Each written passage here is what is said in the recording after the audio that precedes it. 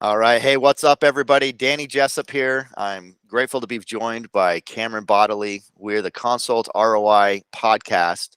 And today we're excited to dig in and talk about sales.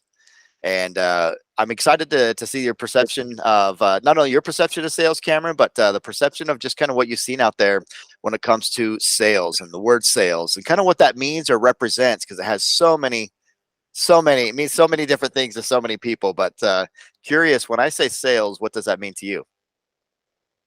All right. So for me, sales has always been how you can relay or communicate something in order to achieve a goal. I love it. So, That's a great definition. and by that, so a lot of people just say it's like, okay, if you didn't have money exchange get into the mix and that, then it's not, um, didn't serve any goal. That's not sales. But the reality is that as an entrepreneur, you have to be good at least the definition of what I call is sales, meaning, and in life in general, you do, meaning that you have to be able to communicate who you are as a person. And that, so if you're going to a job, you're selling yourself to get that job, Yep. right? You're selling your ability to get that job. Um, in business interactions, you're selling yourself and that to create that friendship or relationship to trust them to do business in the first place. So everything is sales, regardless, and that whether you don't see it or not. We are constantly having to sell and prove ourselves to other people in some sense. Now we might not necessarily care certain people if we make a good opinion and or peace with them.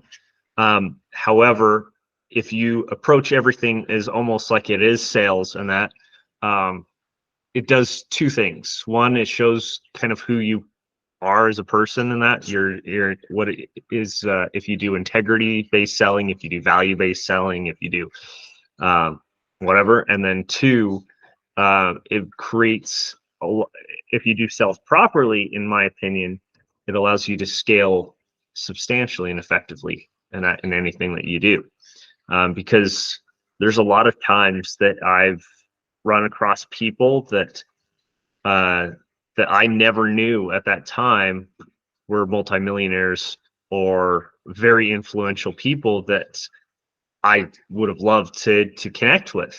And some of those opportunities that luckily I was able to capitalize on because I was in that mentality of networking, socializing, creating those relationships. And then there's other times where I freaking kicked myself in the pants because I found out, I was like, man, I was literally in the same room with a multi-billionaire and had no clue.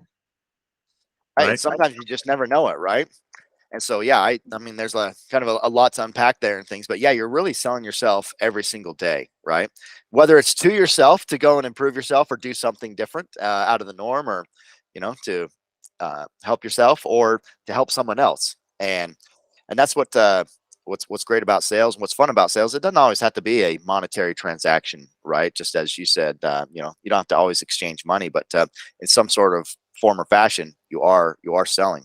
Kind of think about like Shark Tank, right? One of the first questions after someone comes out and does their pitch is, what are your sales, right? They all want to know, like, what are your sales when it comes down to, how am I going to invest? What type of, people are buying this? How many people are buying this? And whatever it is your product or service is. And then I think of like transactional sales or consultative sales. And I've done both. And to me, personally, I'm not, I don't love the transactional sale, right? I'm looking for a deeper dive into that relationship, that business relationship. And, it's more than just the sale itself or just moving a product or collecting a commission check or anything like that to me. But it's the people behind what you're selling, right? It's the people that not only on your team of what you're representing and selling, but then also the people that are buying it, that end user, and the types of benefits that that product or service is going to bring to them. Curious about what type of things that you've sold throughout your life, or some of those sales experiences that you've had, and maybe even like a positive sales experience, and maybe even a negative one that kind of gives sales a bad name sometimes. I mean, hopefully you don't have too many of those, but I think we can all think of them, right? Oh, I have plenty of them. So, um, when I was trying to learn sales, frankly, I did everything just to try to understand because I could not at all understand why people made sales decisions based on emotional or intrinsic value as opposed to like logical decisions. I didn't get that because I was like, logically, this doesn't make sense. Logically, this actually hurts you more than it helps you, but you still made that decision and that because you had the perception of value somewhere. Um, so for me, it was difficult to do that. Um, and I mean, I did everything. I mean, if you really think about it, you do sales in your first experience for most people doing sales, especially who's in business, is doing like a lemonade stand, right? Sure. Yeah, the most basic Uh, form, right? Right out your front door. yeah, and I quickly learned and that my tastes are not the same as everyone else because I would do extremely like real lemonade in that, but I didn't realize you were supposed to really add sugar into it. I just did pure lemons. And I love it. so um yeah, so like I thought it was great and everything. It was like a warhead. Um I'm you sure have your a customers, oh deer. man, the look on their faces, I'm sure, right? Yeah, exactly. They're just like I was like, oh, it's great. Like, what are you talking about? I think it's just your taste bud. Yeah, like well, you just learn. So always provide. That's kind of one of the first lessons where it's like always provide what they want, not necessarily what you want. Ooh, that's a key right there, right? Providing what they want.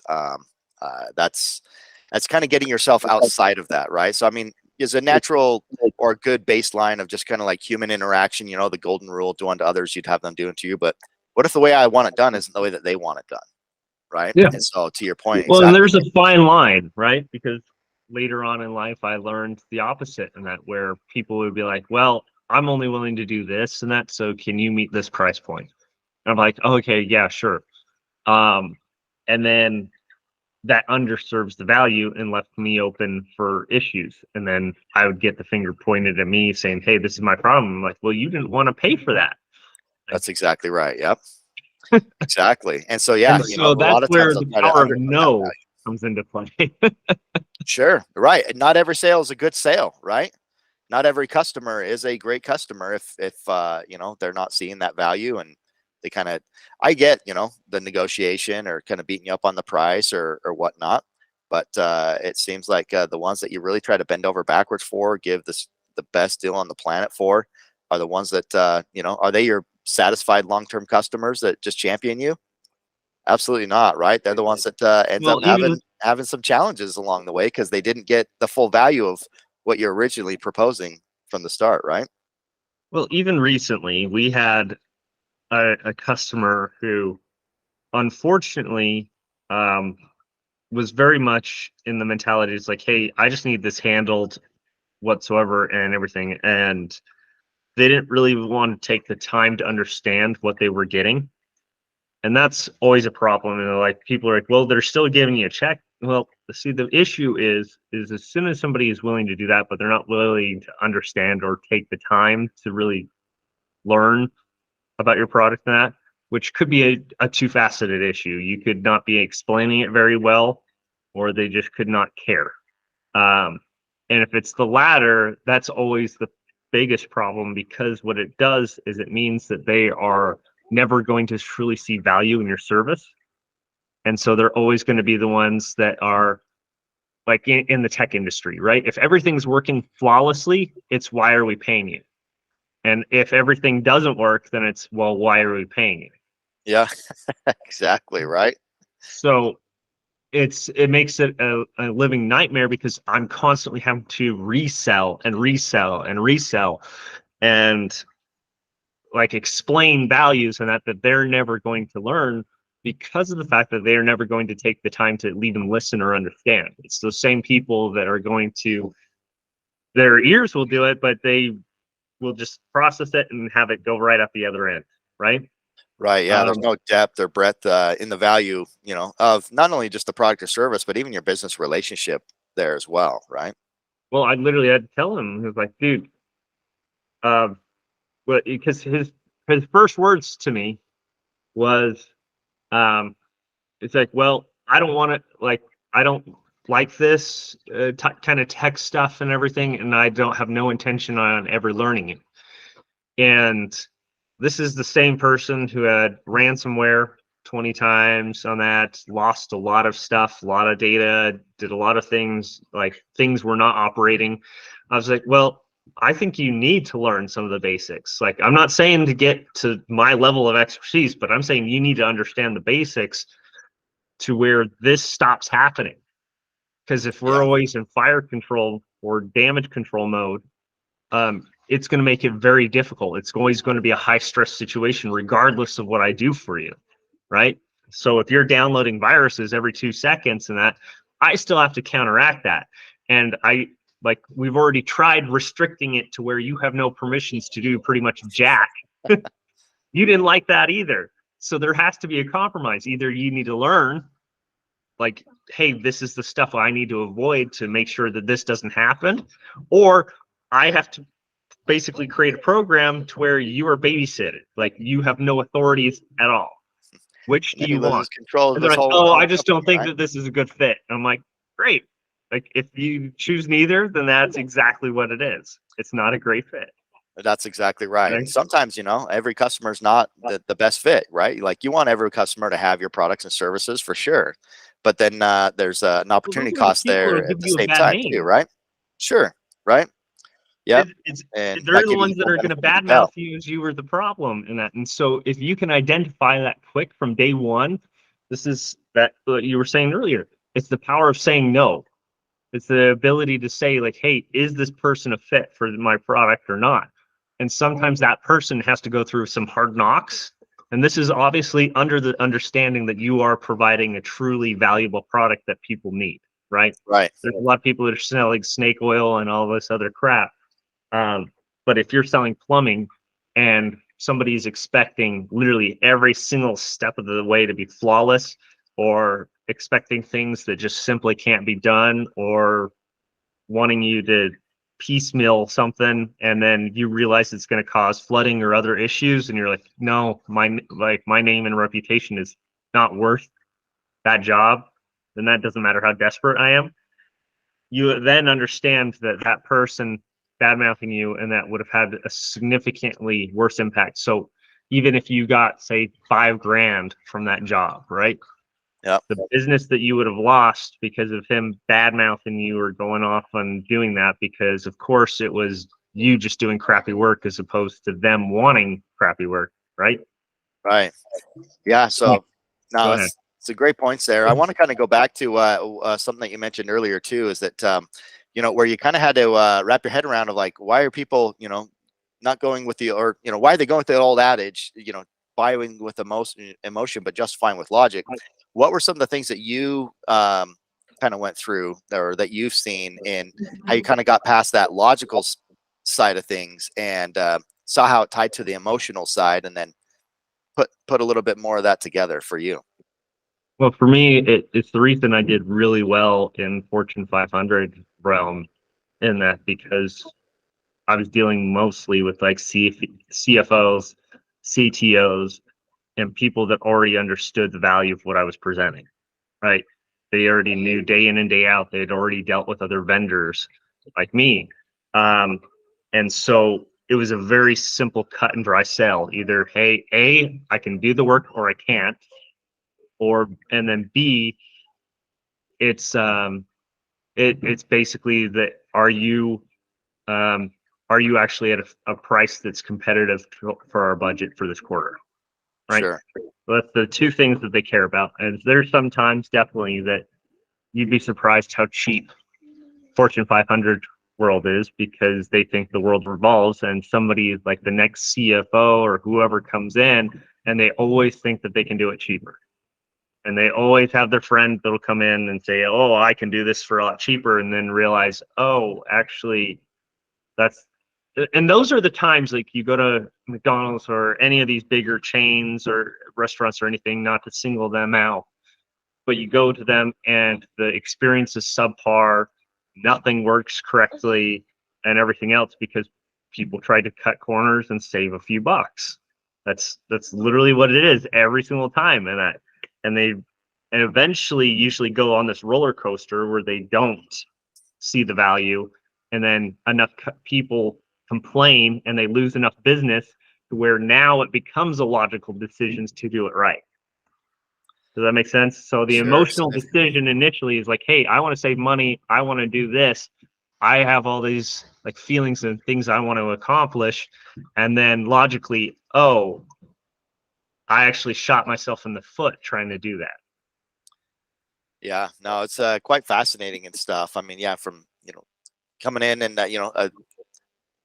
they always want to cut costs and maximize efficiencies, right? And as they kind of turn that corner and keep progressing along those lines, sometimes yeah, if they're trying to cut those costs, but then they don't maximize those efficiencies to have those predictable outcomes, then you do have escalated customers and internal team members and stuff like that. So yeah, it sounds like you've been Well, able that's to where the capture a lot of them diagram and on the other understanding side. numbers is very important, because it's like, hey, there's a value formula, right? It's the same with return on investment or anything. It's where time meets value. And usually that crosses where everyone wants to be, but rarely anyone ever is, right? Because it constantly means that there's always other people involving. There's people that are involved that are outside of your control. There's other things that can come into play. Now, I found that this is the reason, honestly, if you break it down, the most small businesses never become more than small businesses, and they never thrive, because almost every single one of them is making business decisions based on the relationship and and the emotional idea or ideals, as opposed to actual logical value or anything that is good for their business. This is the reason that when I would do consulting, I would step into an organization and I would see these crooks and everything that were literally leeching off of the company, but they were best friends and they had been a family friend for years. And they're not providing any value, right? Like, No, in fact, they were again taking advantage of that and leeching off of it. And their mentality and justification was like, well, I need to help them. Like, if I don't help them, nobody else will. I'm like, if you keep helping them, you won't even be able to help yourself. Do you understand that? Like, do you understand you are very close to losing everything you've worked for? Are they worth it? Because at the end of the day, this is a trick question, because they might be worth it in your head because of the long-term blood relationship that you have with that person.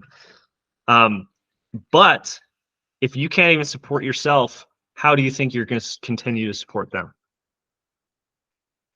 yeah, absolutely. And They've got that's to a make real some hard, like, and hard you get a questions, hard. lot of emotional decisions and emotional, and that's where I had to learn, especially when I was consulting with those companies, is not to take their outbursts personally. Right. Yeah, Because right. they're Like it's not fun and personal, it's just they know. business, but Yeah. you're the one in front of them, kind of being that punching bag, but you're bringing that reality to them in a way that no one's probably brought it to them before or been able to kind of stand up to have those types of tough conversations, right?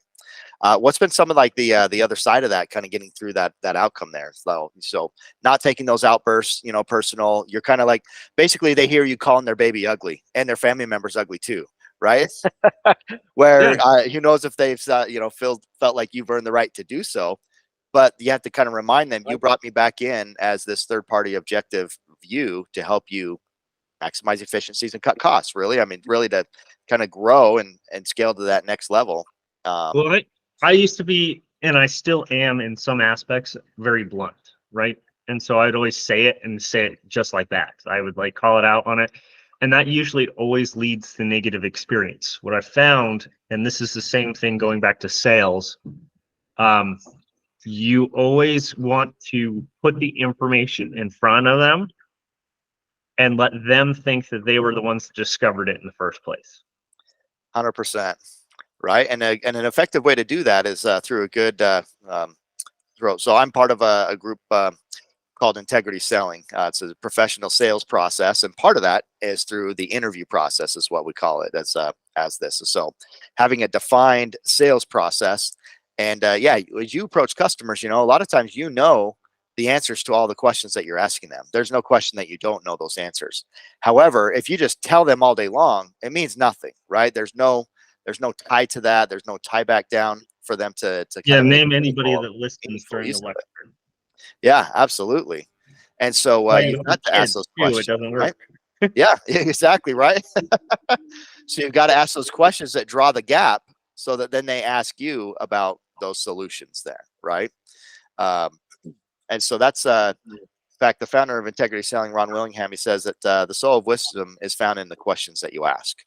Soul of wisdom is found in the questions that you ask. And so you've got to ask high quality questions. But guess what your competitors are doing? They're asking just the standard questions that you're probably asking most of the time. So you got to spend a lot of time and development into asking the right questions. There's a big difference in a good question and a great question. And Well, that's the other thing, and great the reason too differentiator. that as a smaller business you have an advantage, because the big companies are typically hiring, like especially if they have a bad manager, they'll make the same bad calls that a small business will, for one, and that where they will hire based on that manager's relationship and that, right, as opposed to actual value that they're bringing to the company, because it's not their money that they're spending at that point. So that's the other caveat. So it swings both ways, right? There's both sides of the fence. And I can't tell you again how many corporate sales events that I've been into, and I will ask the person to explain the product to me.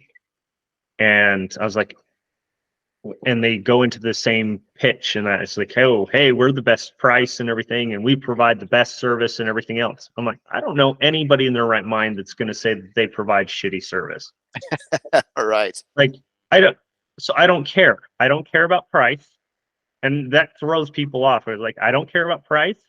I don't care about um what the services that everyone and their mother already offers. What do you do differently? What can you provide me value that's better than your competition? Right. It's all about differentiation. Right. It really If they is. can't answer that, I walk.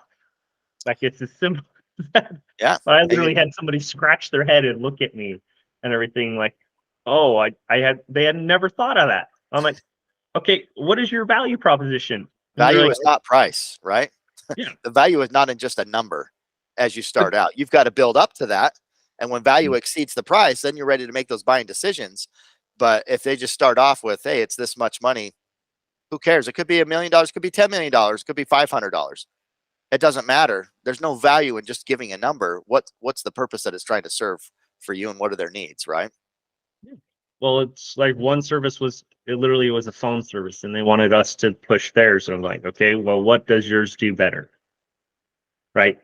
And a lot of people think that a phone system is just a phone system. No, it's any service in that has some pros and cons in that. Like, it could be the same thing. Um, but for example, if I sell you a Lamborghini, right? And what I actually need is a truck, the Lamborghini can't haul my heavy equipment, right? So if you're selling me crap that I don't need, you could sold me a Denali, right? You could have sold me a GMC, the AT4 that I have right now, any of the other trucks stuff, but you should not be selling me like the wrong tool, right?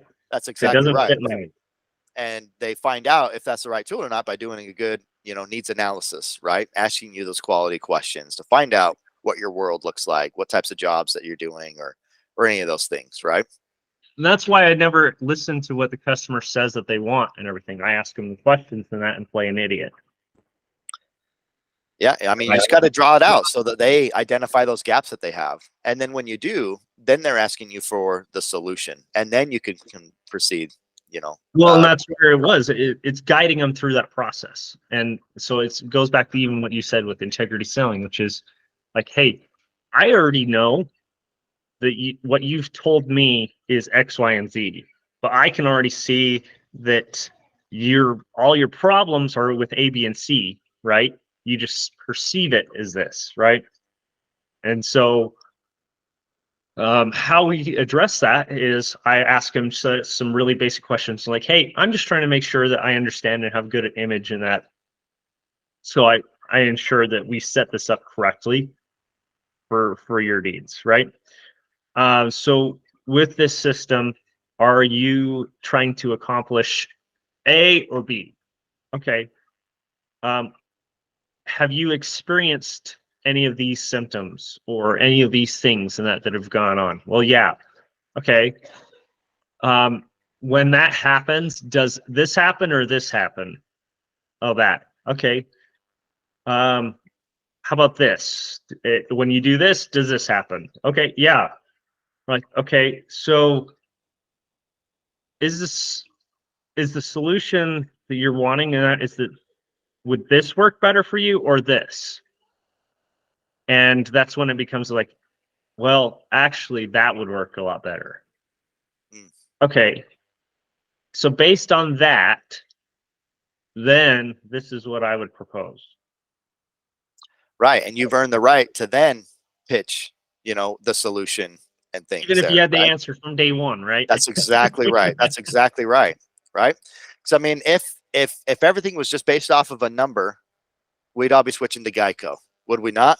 It's like, oh, 50%. There you go. Right. Like if everything was just based off of a number, we would all be switching to Geico. But if we take the time to find out our needs and whatnot and kind of help draw out those gaps, then you've earned the right to present your solution. And Well, it's funny is because like cheap insurance work unless they never do a payout, right? sure, If they like never depending on your help needs, you right? and they have crappy service, they don't answer the phone and everything else, it doesn't matter how cheap they are. Even if they offered the full coverage, everything else that was, they don't answer the phones. If they don't help you in that when your needs and they act or treat you condescending, I'll pay double for that to not deal with that nonsense. Right, Right. exactly. So there's we're willing to pay a premium for the things that take care of our needs, right? And you've got to have that value inside there. And maybe they do have that value, right? I personally haven't shopped them as you see the commercials, right? Yeah, Um, I mean, I and have like whatnot. I'm not So bashing on them. I have yeah, one of their exactly. motorcycle policies There for you one of go. my bikes. Right. So it's like, you know, um, but yeah, just but based off the numbers and stuff, kudos to them for getting their name out there and things there. But now I'm sure when they get on the call, they'll do a good needs analysis and find out the type of coverage that they need, right? So, but that's what it really all comes down to is having a defined sales process for that predictable outcome. And a lot of times, uh, salespeople will just start pitching their product and price and everything like that when they don't even know that you don't need that Lamborghini. You just walk in, they just got thrown up on you why that Lamborghini is so great, only to not realize that for the line of work that you're in, you do need that truck and that utility and be able to do the things that the truck can do. So, well, cool, man. Well, this has been a fascinating conversation here. I appreciate you taking the time here today. Um, let's continue the conversation and other things. I mean, just some of the things that we talked about here today. And there's a lot of different things that we could kind of dive into going on in additional episodes down the line here of building that brand, that reputation online, the, the engagement from individuals, personality styles, and whatnot. So there's a lot that kind of goes into the world of sales and finding the ROI in your business, and sales is just one aspect of it. Then we've got systems and operations, products and services, and everything else. So I'm excited to continue this journey and see where we go. Absolutely. So that's it. Let's pick it up with next week and that. But again, thanks, Danny, for staying on top of this, and we'll catch everybody here on the next Consult ROI podcast. Have a great day. Thank you.